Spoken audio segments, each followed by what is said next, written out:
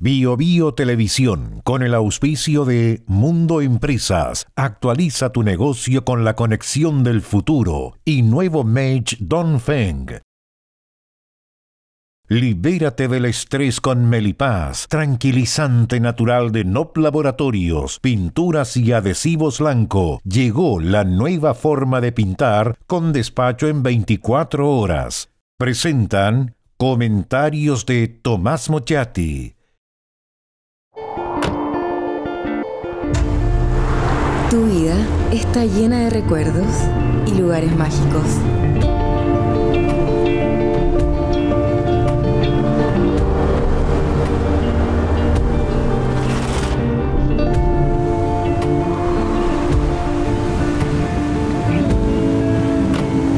Nuevo Mage de Dongfeng.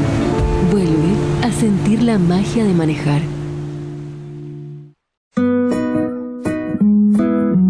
Ella le pone magia al color. Nos hace muy felices, compartimos nuestro amor.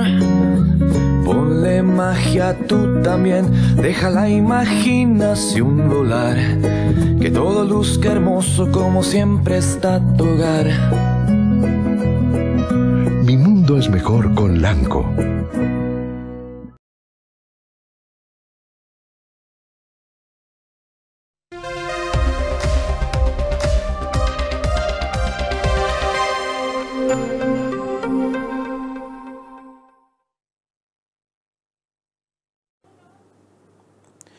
Por lejos, la discusión pública sobre la reforma de pensiones es la más importante desde el fracaso de los proyectos constitucionales. Es una reforma que, si se realiza, tendrá profundas consecuencias económicas y fiscales. No solo eso, esta reforma es la manifestación, una vez más, una manifestación clara que el país sigue dividido entre dos sectores políticos que proponen modelos totalmente diferentes para el país. Dos modelos que no conversan por su distancia, por su incompatibilidad existencial. Las proposiciones iniciales de ambos sectores políticos eran tan distantes que todo acuerdo no es una conciliación entre distintos pareceres, sino que un acuerdo forzado que necesariamente será un acuerdo precario, inestable, esencialmente temporal, porque la discusión se va a renovar en cualquier instante cuando cambien lo que se llama la relación de fuerzas. El aceite y el vinagre, usted lo sabe, los puede revolver, pero por su propia naturaleza se separarán al poco tiempo. Por eso, todos los que están negociando saben que todo este acuerdo será provisional. Esta es la razón por la que nadie se aventuró a negociar un plazo de estabilidad. ¿O acaso usted escuchó algún momento que alguien diga esto va a durar 10 años, 20 años? Nadie. Porque todos saben que va a depender de la correlación de fuerzas. Y este es el gran tema tabú, porque ese desacuerdo, el del plazo, escondido bajo la alfombra, es el símbolo de que las cosas o muchas cosas no se resolvieron. Han primado, entre otras cuestiones, cálculos electorales, la intención del gobierno de mostrar un relato y asuntos de ese tipo. Como una primera aproximación, por ahora este proyecto, que se está tramitando además a toda velocidad, consta de 600 páginas y 4 tomos. Es una especie de código intrincado, difícil incluso para un experto. Yo sospecho, y creo que incluso puedo presumir, que una abrumadora mayoría de diputados y senadores van a votar sin leer lo que votan, y varios de los que han hecho el intento han entendido poco y nada de lo que ahí se indica. Pero esto no es una novedad, pero este proyecto es de un enorme impacto en el largo plazo. A ver, recapitulemos, recordemos, ¿cuál es el sistema actual? ¿Cuál es el sistema previsional de ahora? Un 10% de las cotizaciones los aporta el empleado y va a capitalización individual, a la cuenta de cada trabajador. Por eso, aunque muchos que criticaban a las AFP en algún momento les decían ¿y dónde está la plata o la plata no está? Estaba. Y cuando hubo retiro, los retiros estuvieron. Bueno, hay un 10% que que va a la cuenta individual, y un 1,5% lo aporta el empleador y está destinada al seguro de invalidez y sobrevivencia. Este es el sistema actual. ¿En qué consiste la reforma? Le voy a explicar cuál es la reforma. Al 10% de cotización actual se suma un 4,5% que va a poner el empleador y que va directamente a la cuenta individual. Por lo tanto, la cuenta individual va a saltar del 10 más un 4,5 al 14,5%. Otro 1,5% que aporta el empleador irá, escuche bien, a un préstamo que obligatoriamente deberán entregar los trabajadores al Estado. Otro 1% que también entregará el empleador irá al Seguro Social de Invalidez y Sobrevivencia, que se servirá para compensar las pensiones de mujeres. Es decir, el empleador que hoy paga el 1,5% que va a ese fondo terminará pagando el 8,5%. El aumento de la cotización para pensiones es de un 85%. El préstamo que deberán obligatoriamente entregar los trabajadores al Estado en el proyecto de ley se llama aporte diferido, es un nombre bonito, o aporte con rentabilidad diferida, y se destinará a mejorar la pensión de los actuales jubilados e irá a las mujeres. Esto dará lugar a lo que se llama un seguro social. Pero ¿por qué se pide que los trabajadores, usted que trabaja, que tiene un sueldo, por qué le pide a usted el Estado un préstamo obligatorio? Por una razón muy simple, porque hoy el Estado no tiene plata y por eso le pide a usted plata prestada. Pero entonces usted se preguntará, ¿y por qué no se endeuda con el sistema financiero, con el sistema internacional? ¿Por qué le tiene que pedir la plata a los trabajadores?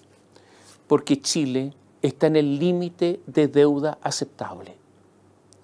Pero, ¿y si no tiene plata ahora, va a pagar en el futuro la deuda con los trabajadores? Mario Marcel, el ministro de Hacienda, dice que sí. Pero cuando eso ocurra, Marcel ya no será ministro, será funcionario quizás donde, o simplemente estará muerto. Y desde el más allá, usted comprenderá, las peticiones que se hagan aquí no llegan. La cotización de cargo al empleador será progresiva y se irá completando en 9 años, aunque ahora se dice que podría alargarse incluso a 11 años en pleno régimen.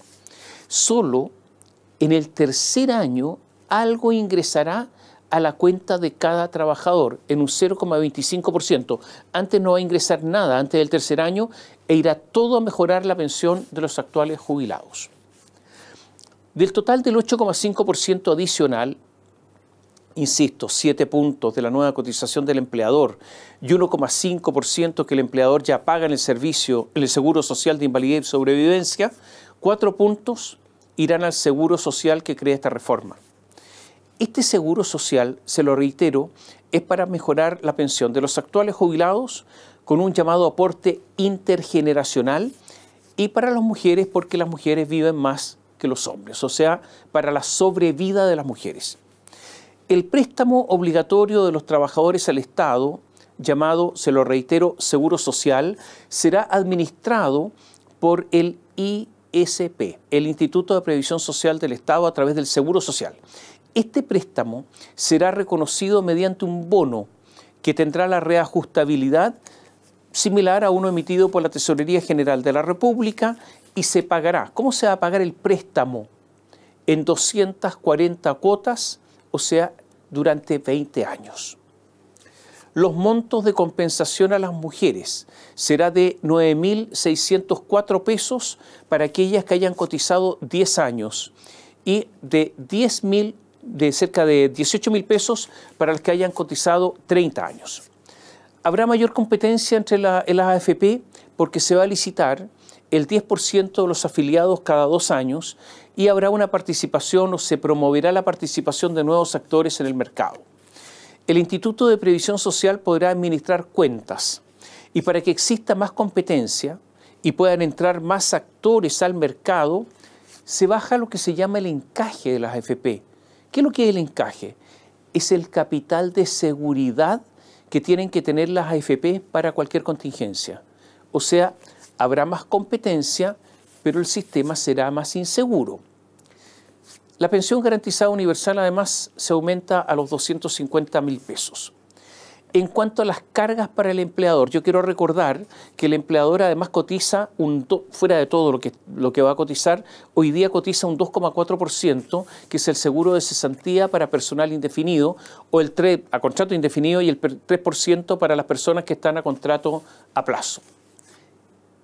Este es un apretado resumen de la reforma previsional que se está proponiendo. ¿Está financiada esta reforma? No está financiada. Desde ya, el costo en régimen del préstamo obligatorio es de 1,7 puntos del PIB, una enormidad. Como el Estado se acerca además al 1.000.000 de empleados, el Estado va a tener que pagar el aumento de la cotización de estos empleados, lo que obliga a un gasto adicional del Estado en sus empleados de miles de millones de dólares.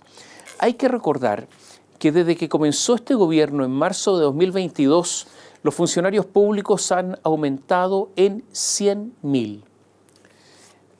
Es tan cuantioso el préstamo que obligatoriamente deberán hacer los trabajadores al Estado, que se tomó la decisión, escuche bien, que no esté reflejado en las cuentas del gobierno central. No se va a registrar ahí. Estará oculto, así como la deuda de las empresas públicas. Según el informe entregado por Mario Marcel, en el año 2050, 25 años más, la deuda con los trabajadores será de un enorme 10% del Producto Interno Bruto. Esto es una cifra formidable. Y esto es lo que dice Marcel que se puede financiar. Yo creo que no es financiable. Mario Marcel apuesta a que parte se compensaría con aportes fiscales, pero resulta claro que hoy no hay ninguna base para sostener que Chile va a contar con los recursos para esos aportes y para pagar esa deuda. Me parece evidente que se va a incrementar el déficit fiscal y que la deuda va a aumentar. Ocurre que cuando no hay plata, usted sabe que las deudas no se pagan. Esto es lo que ocurre, por ejemplo, cuando una empresa quiebra. Una empresa quiebra cuando tiene deudas, le exigen el pago, pero no tiene plata para pagar. El Estado ya no tendrá que echar mano a los fondos de la AFP, como querían los que hoy gobiernan, sino que con el préstamo obligatorio, la plata del trabajador va a pasar directamente al Estado. ¿El Estado va a devolver esa plata? ¿Tendrá en ese momento el dinero suficiente para devolverlo? En la proposición de Mario Marcel ha habido opacidad, además, sobre el Fondo Autónomo de Protección Previsional, que administrará un fondo enorme que corresponde al 1% del PIB del Producto Interno Bruto. Naturalmente que todo esto tendrá efectos en el empleo, porque será más caro contratar y aumentan las ventajas para el empleo informal, ese que nada cotiza. Mario Marcel ha calculado que la destrucción de empleo será de 100.000 puestos de trabajo, lo que podría ser una cifra conservadora. Hay otros cálculos que indican que podría ser entre 185.000 y 500.000 puestos de trabajo. Poco antes de que se pronunciara el Consejo Fiscal Autónomo sobre la sostenibilidad financiera de este proyecto, Andrea Repetto, que es una economista que no es de derecha, se hacía preguntas sobre la reforma. ¿Qué preguntas se hacía? ¿Está enteramente financiada?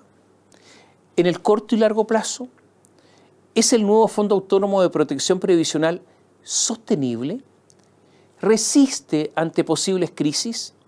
¿Recaudará la nueva ley de cumplimiento tributario que financiará esta reforma lo que se espera?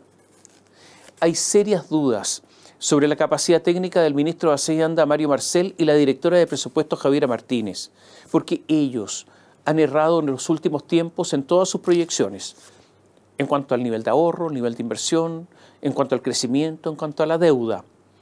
Cuando dictaron la norma de retorno de capitales en el exterior, calcularon que iba a rentar, a ingresar cerca de 600 millones de dólares. Esto ocurrió hace poco, recién.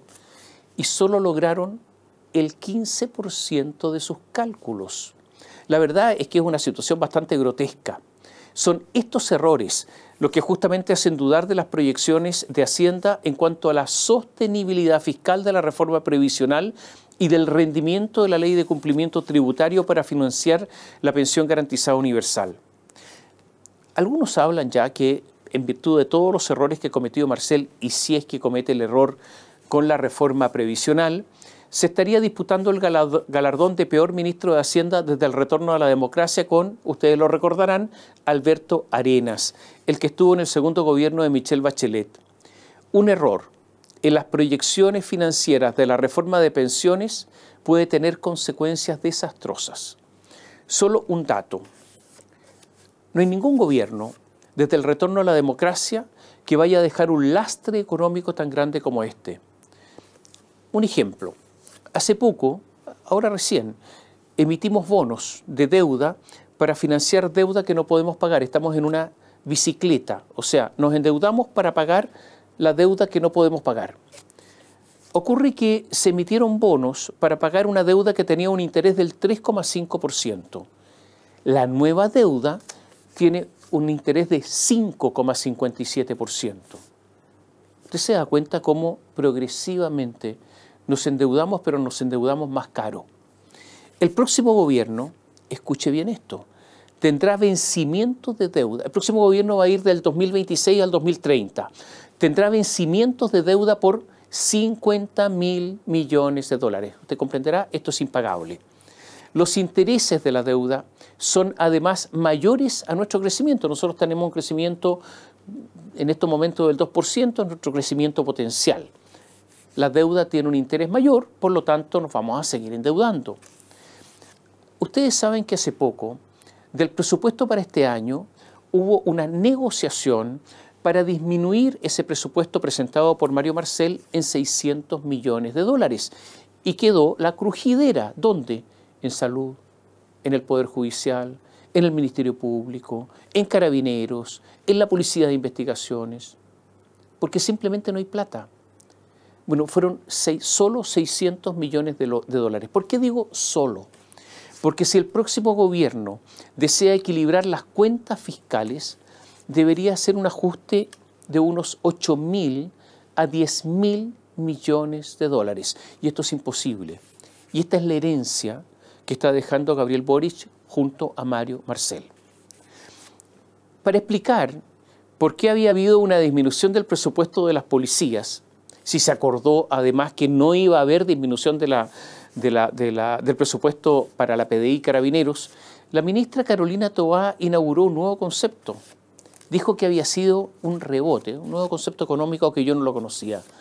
Algo así como en el billar, cuando la bola, porque esa es la palabra que usan los jugadores, cuando la bola sale para cualquier lado. Volvemos a la reforma previsional. ¿Qué dijo el Consejo Fiscal Autónomo sobre la reforma? Dijo que había 11 puntos de riesgo. El principal es que el financiamiento de la reforma a través de la ley de cumplimiento tributario no se cumpla porque esa ley no rinda lo que dicen que van a rendir. O sea, que esa ley no recaude lo que el ministro de Hacienda indica. Si no ocurre, todo comienza desfinanciado. Y es por esta razón, ante lo que dijo el Consejo Fiscal Autónomo, que Mario Marcel se abrió la posibilidad de aumentar la implementación plena de la reforma de 9 a 11 años. Decíamos al comienzo que este es un acuerdo precario debido a que las posiciones de cada sector político son diametralmente opuestas. Hay dos sectores políticos en el país, lo decíamos al comienzo de esta columna, que no conversan porque proponen modelos de país totalmente distintos. Y esto se evidenció cuando la ministra del Trabajo, Janet Jara, anunció para marzo, sí, ahora, la presentación de un proyecto de ley sobre inversor público en materia de pensiones, lo que inmediatamente fue criticado por la oposición. La ministra Jara dijo además que el gobierno quiere eliminar la CFP y que si ahora en la reforma no se están eliminando, sino que se está entregando más plata a la AFP, dijo que eso solo se debe a que no tienen mayoría parlamentaria. Por lo tanto, cuando la tengan, las terminarán. Por su parte, uno de los negociadores de la derecha, que es el senador y presidente de Renovación Nacional, Rodrigo Galilea, dijo que hay que dar vuelta, o con esto van a dar vuelta a la página, respecto a la legitimidad del sistema de pensiones y que esto va a traer efectos positivos. Yo diría que la ingenuidad del senador Galilea a estas alturas es notable. Mientras la ministra Janet Jara, militante del Partido Comunista, dice que cuando tenga mayoría terminan con todo, él dice que con este acuerdo van a tener estabilidad hacia el futuro. Pero hay otra razón para señalar que este acuerdo es precario. Es ineludible subir la edad de jubilación, porque la esperanza de vida que hoy tenemos no da simplemente. Por ejemplo, en estos días en Italia está subiendo la edad de jubilación a los 68 años, pero para los funcionarios públicos la edad será de 70 años. También sigue siendo impresentable, salvo para los políticos, no igualar la edad de jubilación de hombres y mujeres, las que todos sabemos además viven más, o sea, se jubilan antes y viven más. Esto no se tocó ¿por qué? No por razones técnicas, sino porque el cálculo político supera la racionalidad. Ahora bien, ¿quién gana con este acuerdo? Obviamente las personas que, aunque modestamente, verán incrementada su pensión con el aumento de la pensión garantizada universal, la PGU, que deja fuera solo al 10% de personas con mayores recursos y a las mujeres que igualarán sus montos con los hombres. Muchos dirán que ganó la oposición, porque se mantienen las AFP y aumentará la cotización que ellas administran. Pero mi impresión es que en verdad ganó el oficialismo. ¿Y por qué? Gana porque logra un acuerdo al que no pudieron llegar ni Bachelet ni Piñera. Pero hay otra razón que me parece mucho más relevante. El gobierno sufrió una derrota aplastante en el primer plebiscito constitucional. Y ahí estaba el proyecto previsional del gobierno, en ese proyecto constitucional. Ahí se terminaban las AFP. Todo lo que el gobierno logre después de esa derrota es una victoria. Aunque todos cedieron, el gobierno tiene una ventaja, porque lo que obtuvo el oficialismo, lo que ha obtenido Gabriel Boric es para siempre. Y lo que se dio entonces, por lo tanto, la derecha es para siempre, es permanente.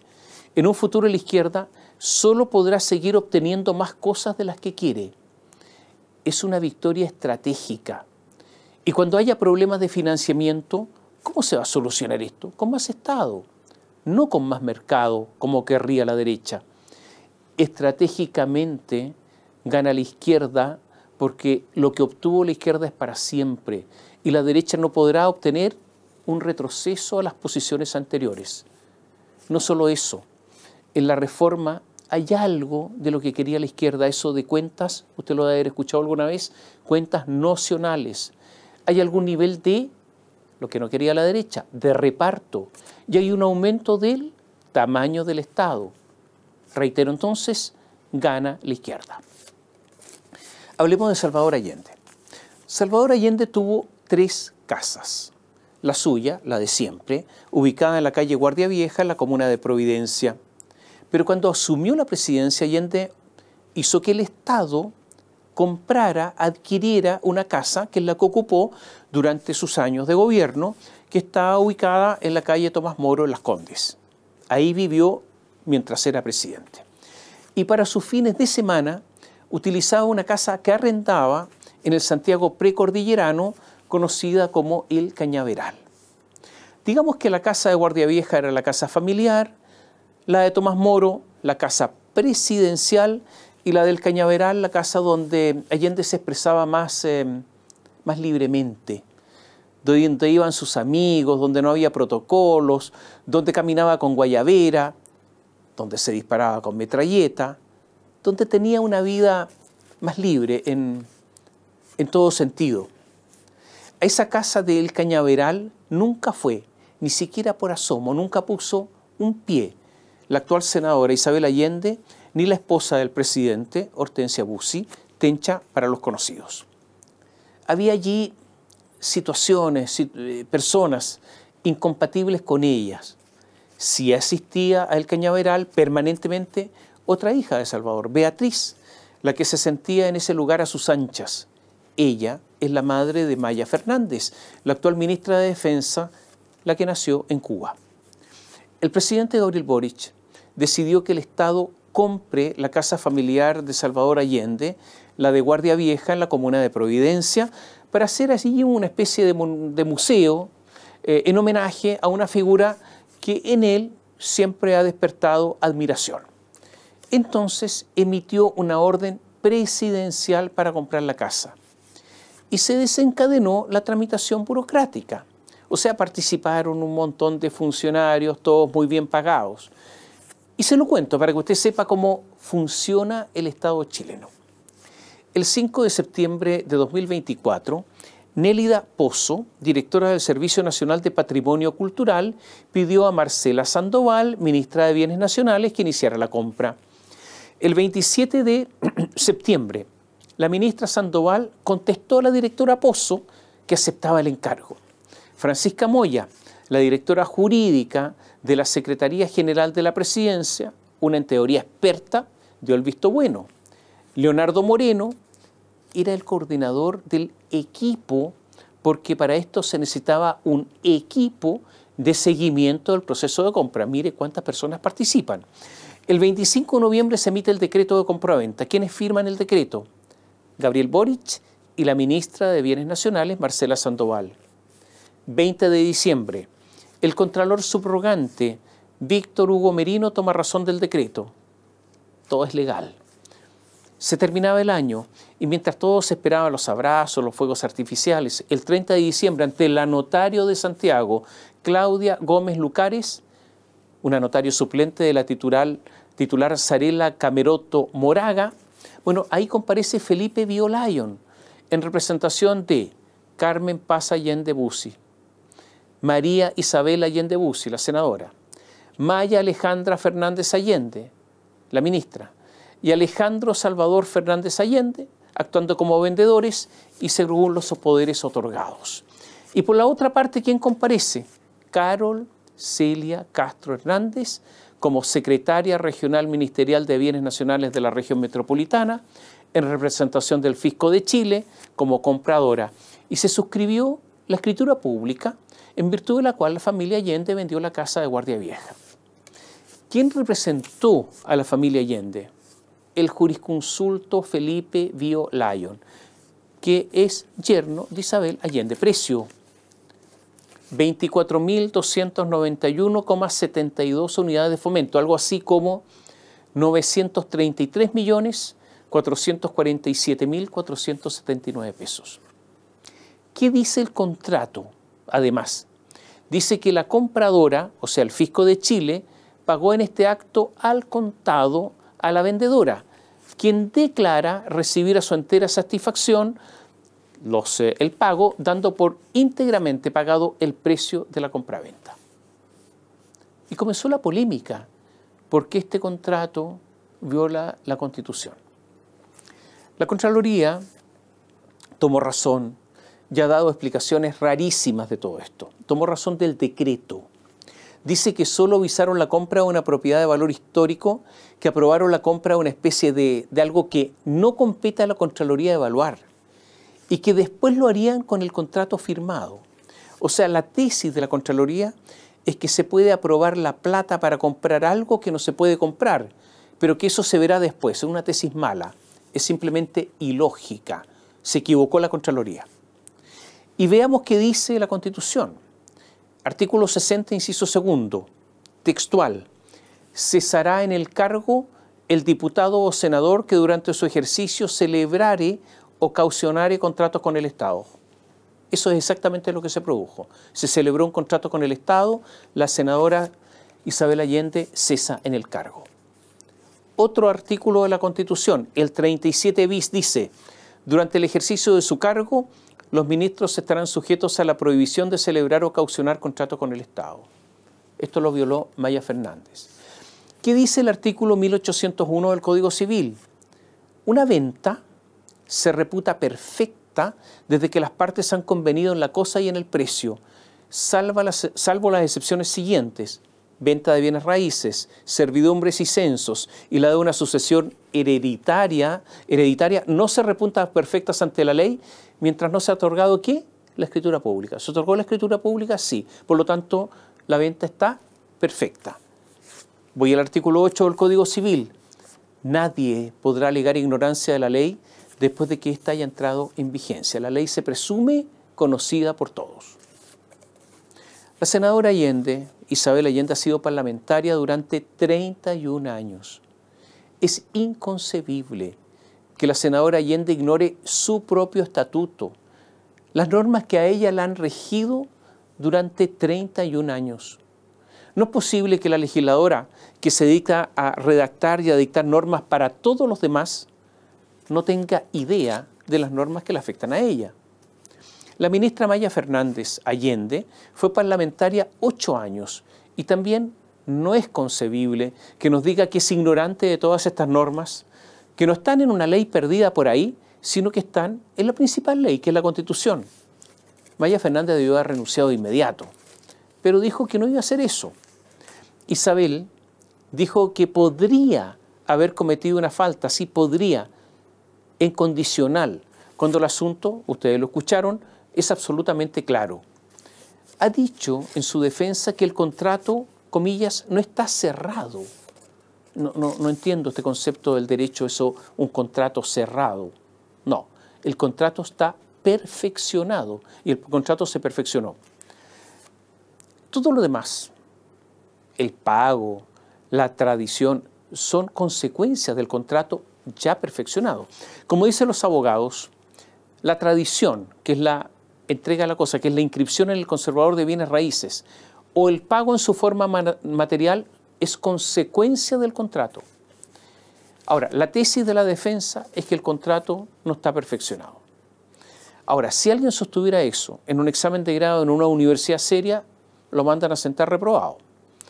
Es verdad que el requerimiento ante el Tribunal Constitucional para que cesen en el cargo Isabel Allende y Maya Fernández es probable que no prospere. Ocurre que durante mucho tiempo Gabriel Boric y su gente dijeron que el Tribunal Constitucional se había convertido en una tercera cámara política y no en un tribunal, porque la mayoría de los jueces eran afines a un sector político. ¿Qué hizo Gabriel Boric ya convertido en presidente? Se encargó de nombrar jueces para ahora él tener mayoría. Esta es la catadura moral de quienes nos gobiernan.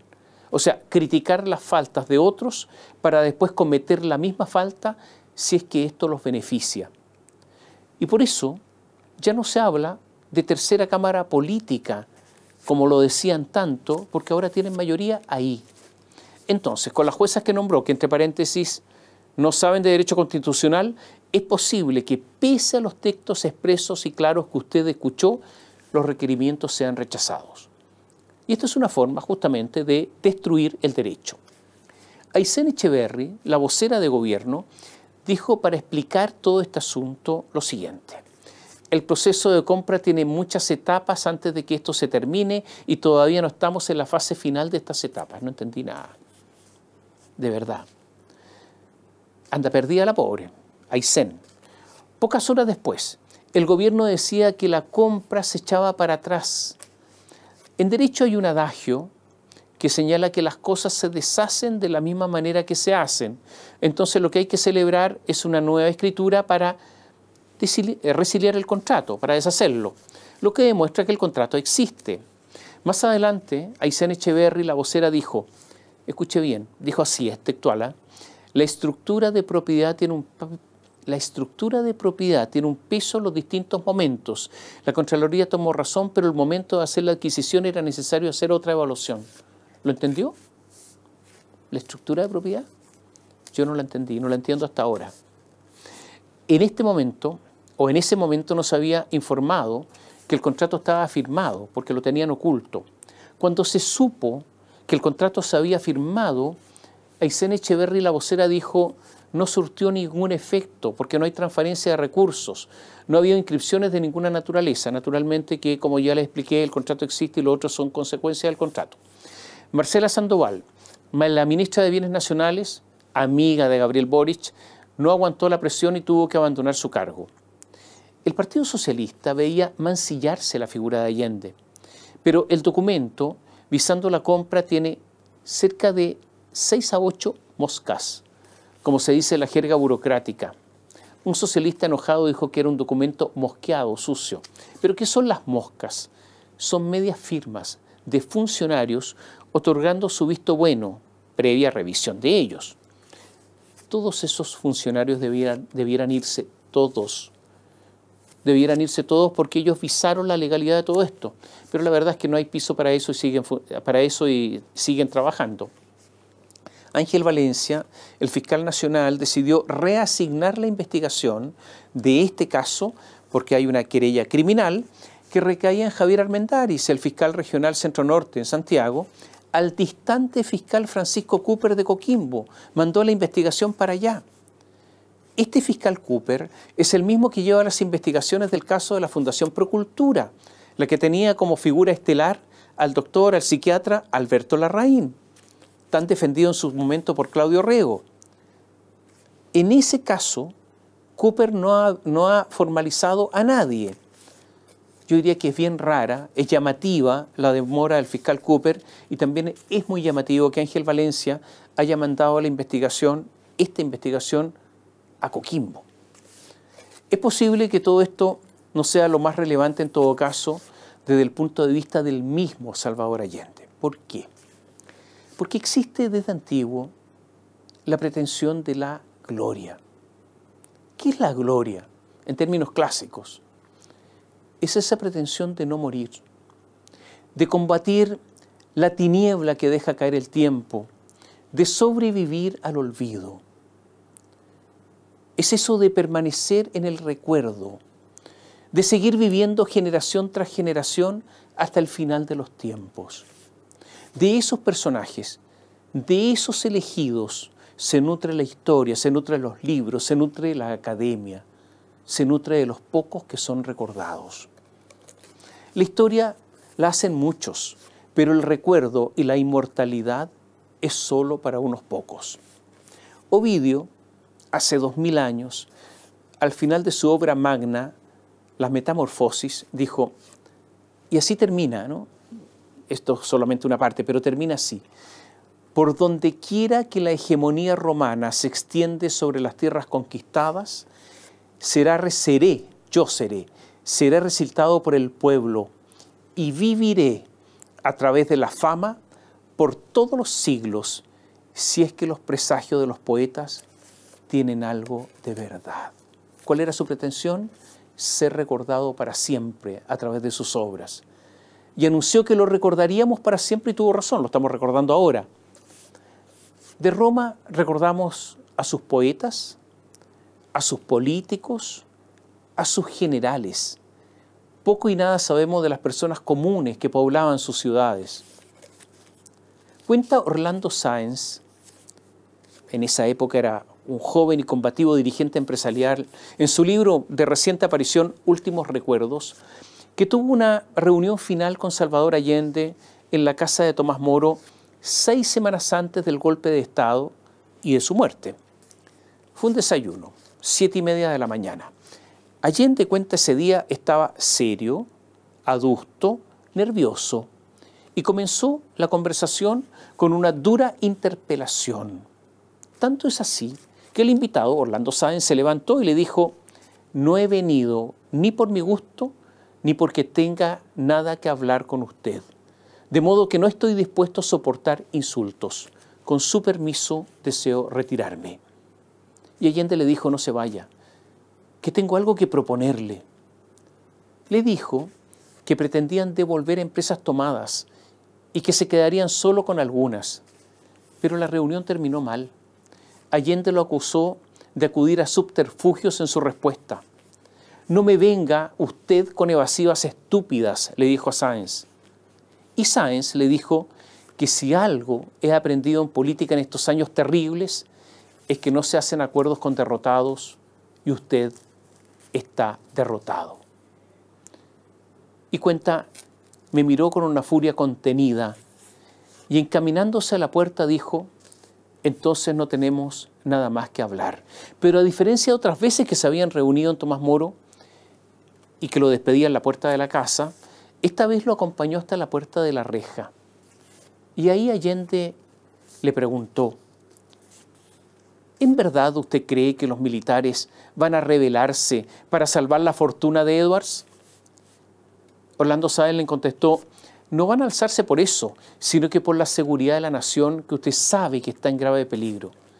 Entonces, cuenta Sáenz, Allende tomó mi mano y poniéndola sobre su hombro dijo: toque aquí, porque esto será carne de estatuas y las tendré en todo el mundo.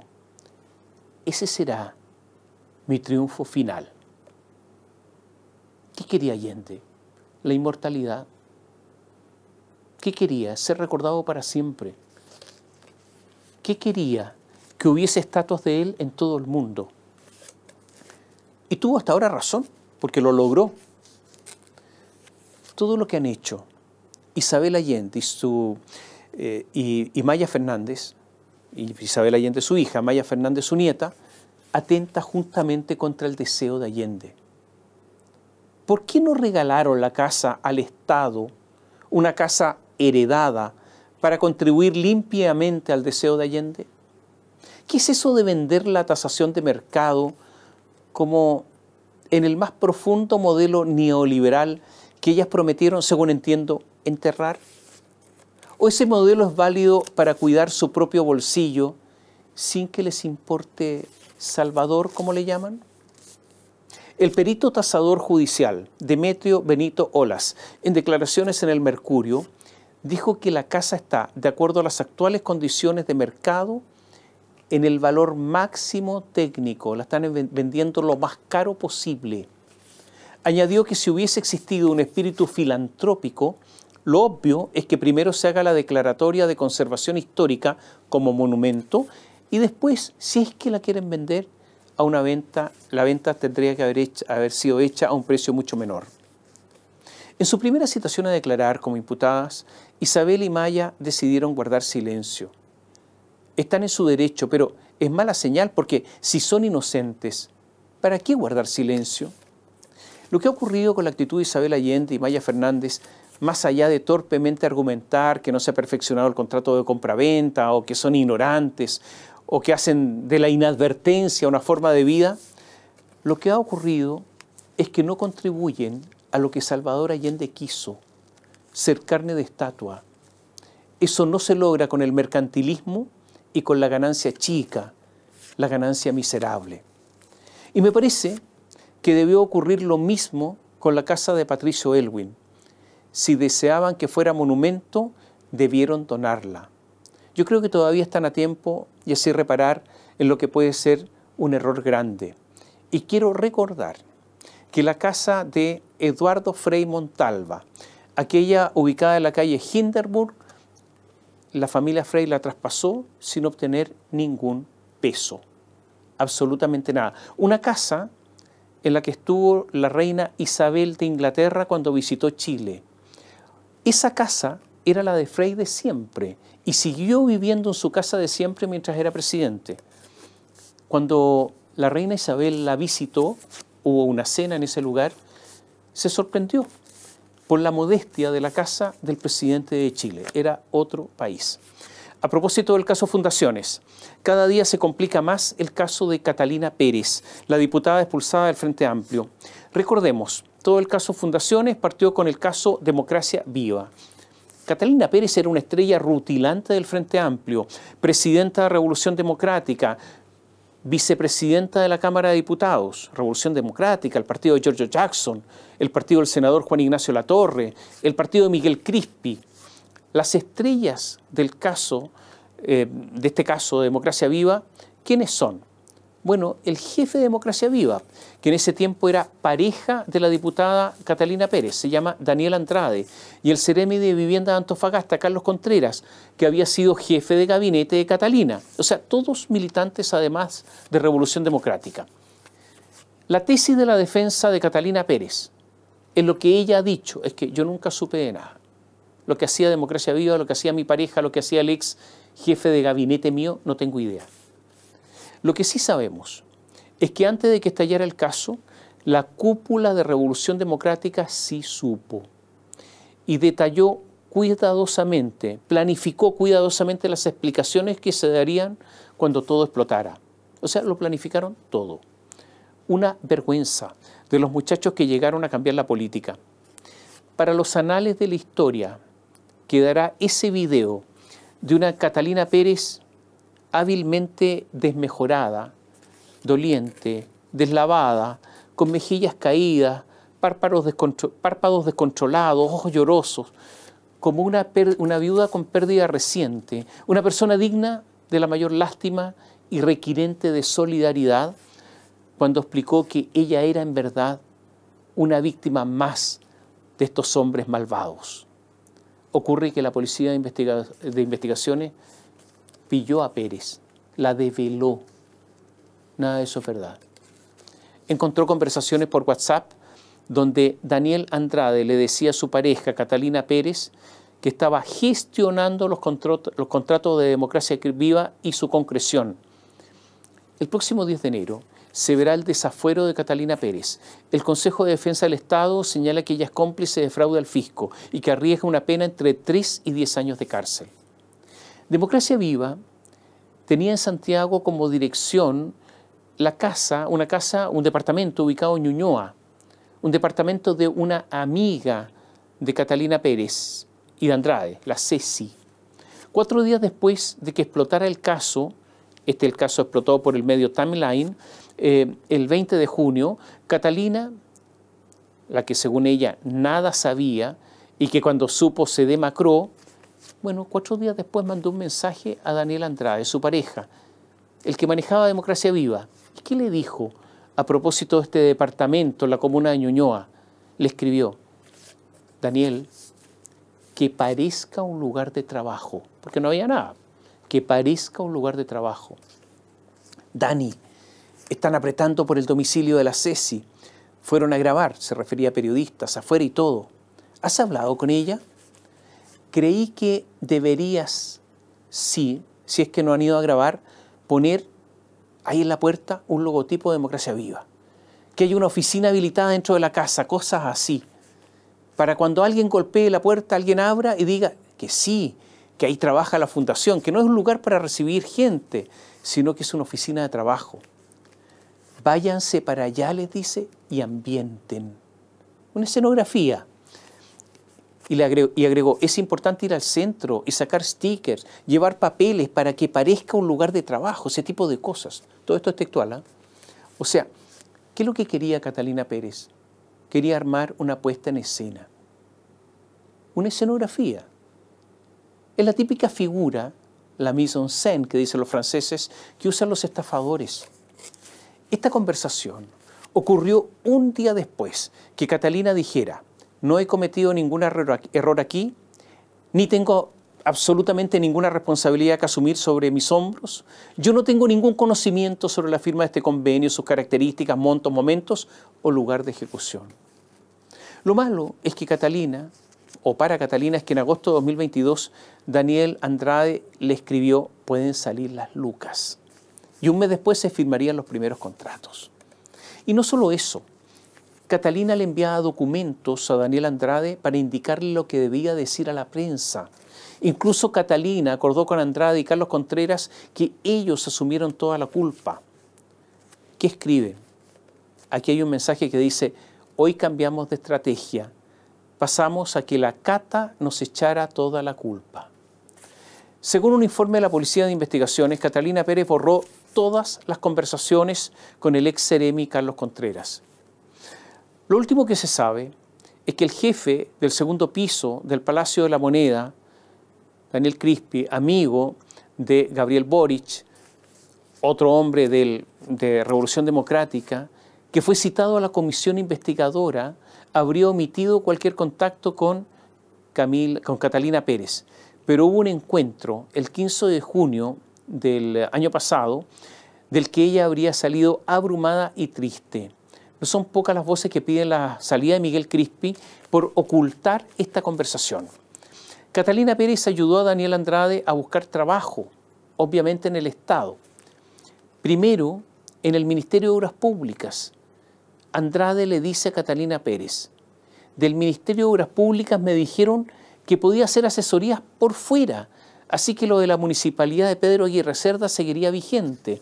En el gobierno regional y en el Ministerio de Obras Públicas podría seguir a media jornada, y así estaría también haciendo media jornada en Pedro Aguirre Cerda. O sea, y dijo, esto es básicamente asesoría de relacionador pública. ¿Qué trabajos son esos?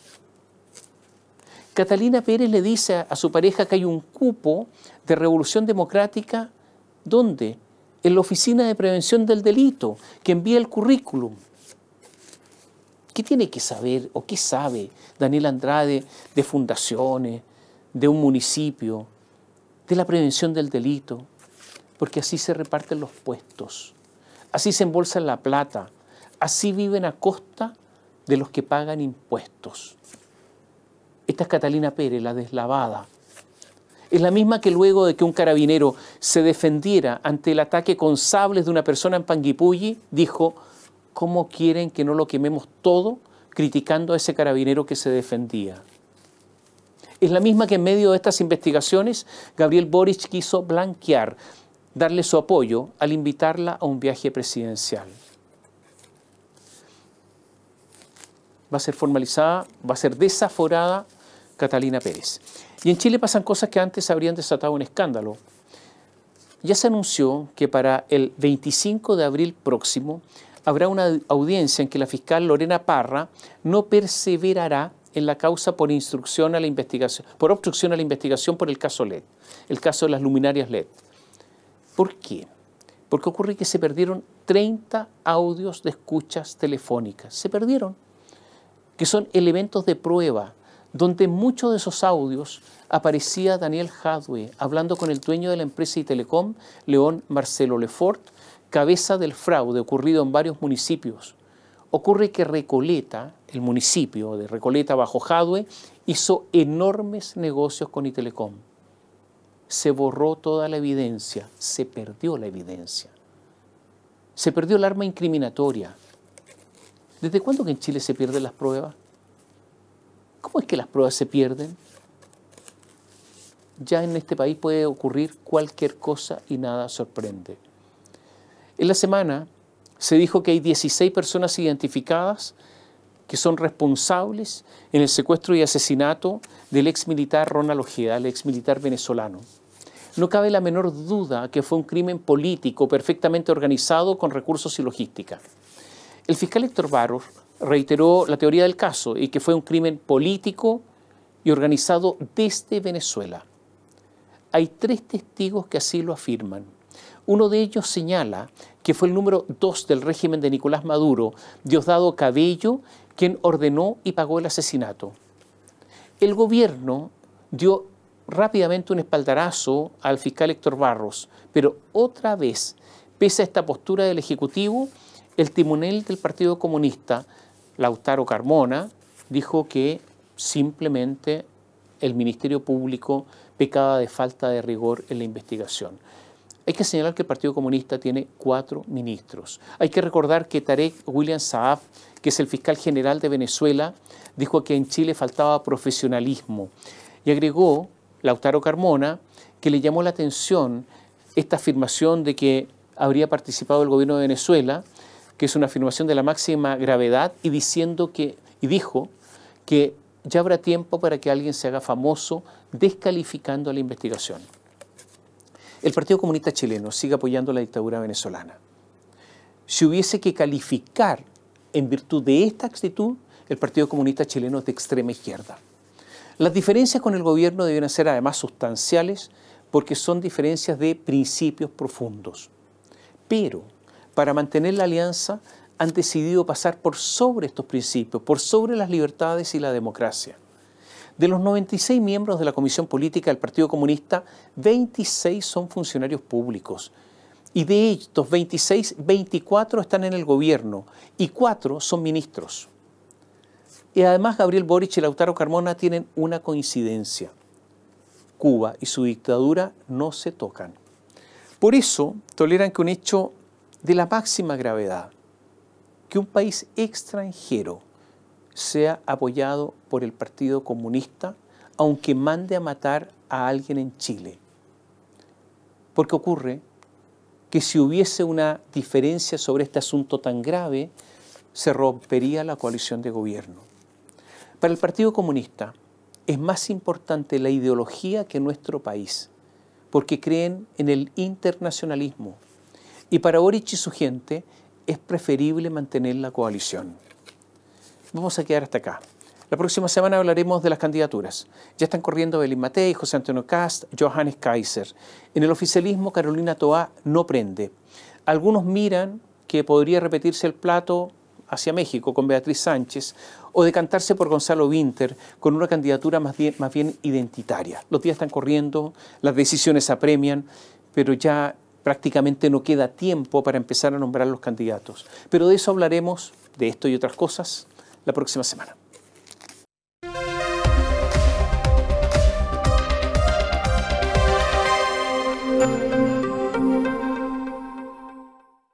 Bio Bio Televisión, con el auspicio de Mundo Empresas, actualiza tu negocio con la conexión del futuro, y Nuevo Mage Dongfeng. Libérate del estrés con Melipaz, tranquilizante natural de NOP Laboratorios, pinturas y adhesivos blanco. Llegó la nueva forma de pintar con despacho en 24 horas. Presentaron comentarios de Tomás Mochiati. Tu vida está llena de recuerdos y lugares mágicos.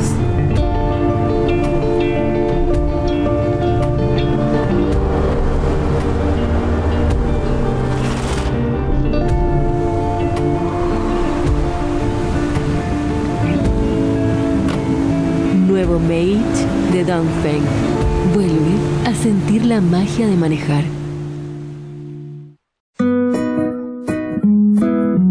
Ella le pone